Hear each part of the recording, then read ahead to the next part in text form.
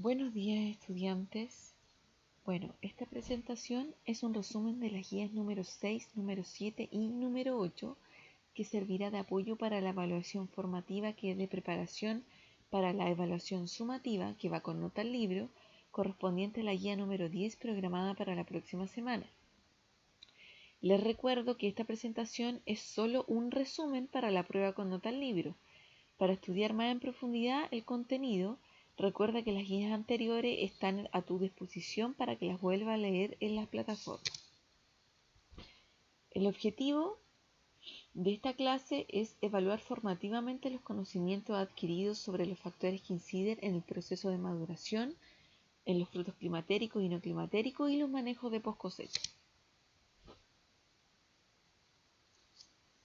Veamos la maduración de las frutas. Como ya sabemos, todas las frutas sufren un proceso de maduración que es parte esencial de su desarrollo y que conduce eventualmente al envejecimiento y muerte de los tejidos. La maduración es el conjunto de procesos de desarrollo y cambios observados en la fruta. Algunos de los cambios más comunes durante la madurez de la mayoría de las frutas y hortalizas son, por ejemplo, los cambios de color, que generalmente hay una pérdida de color verde y un aumento de colores rojo y amarillos, como se aprecia en las imágenes de la cereza y el tomate.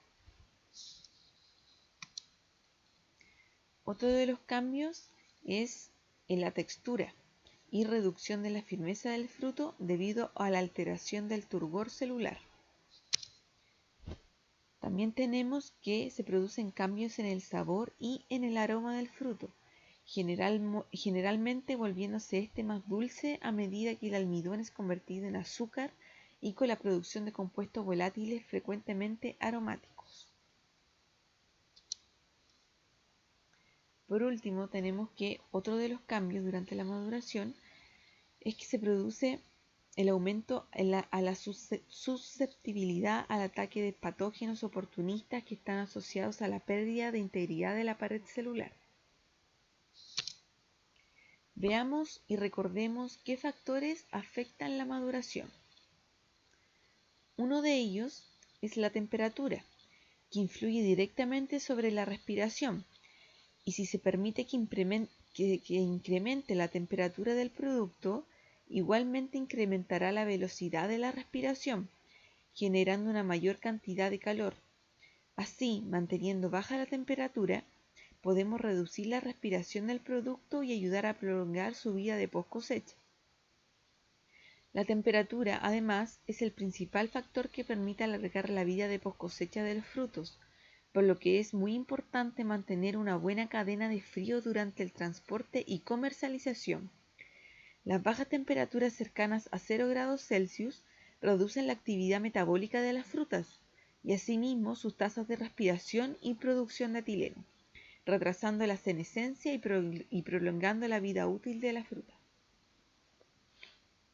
Otro de los factores que afectan la maduración es la respiración.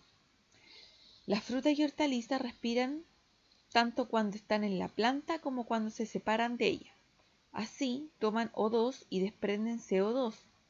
Al estar unida a la planta se mantiene el flujo de savia u otros productos como aminoácidos y minerales que hacen que compense las pérdidas por la respiración.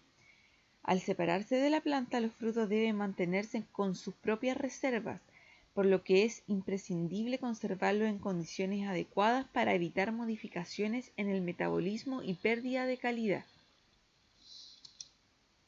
Otro de los factores que afectan la maduración es la transpiración. El efecto neto de la transpiración es una pérdida de agua del producto cosechado, que no puede ser reemplazada. La velocidad con que se pierde será un factor determinante en la vida de post cosecha del producto. La pérdida de agua causa una disminución significativa del peso y a medida que avanza, disminuye la apariencia y elasticidad del producto, perdiendo su turgencia, es decir, se vuelve más blando y marchita la fruta. Por último tenemos el etileno, que se trata de una hormona natural que producen las frutas y que interfiere sobre el proceso de maduración afectando a la calidad de las mismas. Todas las frutas producen etileno durante su fase inicial de maduración, Sin embargo, no todas lo continúan produciendo tras su recolección. Recordemos qué es la madurez fisiológica y la madurez comercial. La madurez fisiológica ocurre cuando el fruto alcanza su máximo tamaño y el mayor vigor de las semillas. Esta ocurre antes del desarrollo completo del fruto, que después de cosechado debe sobrevivir con sus propios sustratos acumulados. La madurez de consumo comercial es la segunda etapa, que involucra la modificación del color a través de la alteración en el contenido de clorofilas, carotenoides y la acumulación de flavonoides. En esta etapa cambia el color, el aroma y la textura. Aquí el producto es comestible y en general acá en esta parte existen cambios organolépticos del fruto. Después de esto llega la sobremadurez, que es el estado que le sigue a la madurez comercial, y la preferencia por parte de los consumidores disminuye fundamentalmente porque el fruto se ablanda y pierde parte del sabor y aroma característicos. De acuerdo al tipo de maduración podemos distinguir dos tipos de frutos. Están los frutos climatéricos y los no climatéricos. Los frutos climatéricos, como la palta, se caracterizan porque maduran después de la cosecha y como parte del proceso de maduración aumentan la producción de etileno. Eso significa que podemos comprar una manzana o una palta verde y dejarlo madurar en casa. Podemos acelerar la maduración de una fruta climatérica poniéndola cerca de otra climatérica que esté madura en una bolsa de papel con agujeros. El etileno de una estimulará la maduración de la otra. Los frutos climatéricos son aquellos que siguen madurando aún después de haber sido recolectados, lo cual se debe a que independientemente de que ya no estén en la planta, aumentan su tasa de respiración y producción endógena de etileno. Dentro de los frutos climatéricos encontramos a la uva. Como se muestra en la imagen, está la variedad Red Globe. Los frutos no climatéricos son aquellos que no presentan crisis climatéricas, es decir, se deben recolectar casi en su punto de madurez comercial porque una vez cortados de la planta solo madurarán un poco más, siendo para muchos cultivos una maduración casi despreciable. Los frutos no climatéricos no presentan variaciones importantes en su tasa de respiración durante la etapa de maduración, ni tampoco de síntesis de etileno. Esto implica que una vez cortados no mejoran sus características organolépticas como lo son sabor, aroma, color, entre otros. Por último, es importante mencionar que para estos frutos la aplicación exógena de etileno no altera las características de la maduración, aunque sí aumenta la respiración. Recordemos algunos manejos de poscosecha en la fruta cereza. Algunos de los manejos que se realizan en poscosecha de la cereza son el uso de las esponjas cloradas.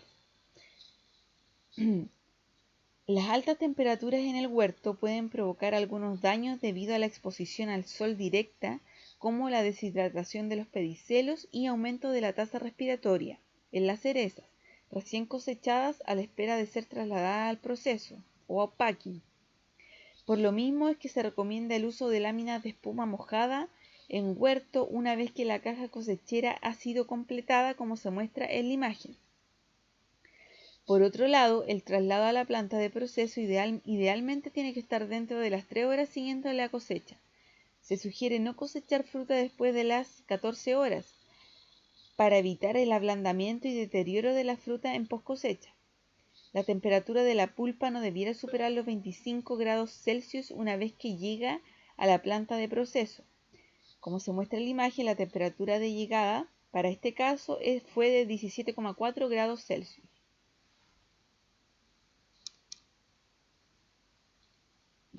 Recordemos un poco cómo se tiene que hacer el traslado de la fruta de la cereza a la planta de proceso o packing. Para trasladar la fruta al packing, esta se debe proteger para minimizar la radiación y así evitar el aumento de la temperatura de la fruta. Los camiones o camionetas abiertas deberán llevar una lámina reflectante que bloquee el paso de rayos UV a la fruta. También la totalidad de la carga se debe cubrir con una malla Rachel de color blanco o verde para disminuir el asolamiento, manteniendo a su vez la ventilación de las cajas de fruta. Primero, como se muestra en la imagen, debe ir la malla Rachel y luego el reflectante.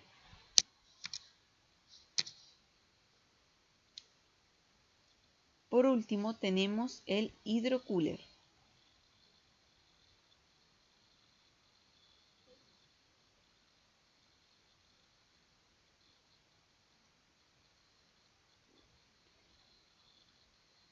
Bueno, el hidrocooler, cuando la fruta que llega a la central de proceso o packing deberá ingresar al hidroenfriamiento idealmente 1 hora antes de arribada.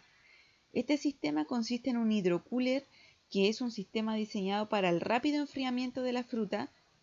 Para que se produzca el enfriamiento se utiliza agua entre los 0 y los 2 grados Celsius. Esta agua además es clorada para reducir la carga microbiana. Veamos un video de cómo funciona el hidrocooler.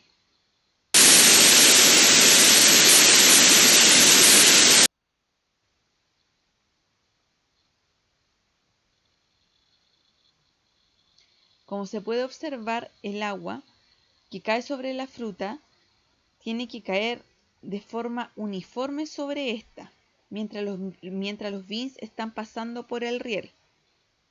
La temperatura al término del hidroenfriado debería ser menor a los 10 grados Celsius. Por último, hay que recordar que el manejo inadecuado de los frutos en post cosecha reduce significativamente la calidad en sus características organolépticas. Además, se recomienda realizar adecuadamente las operaciones de post cosecha, lo que permitirá obtener frutos de gran calidad.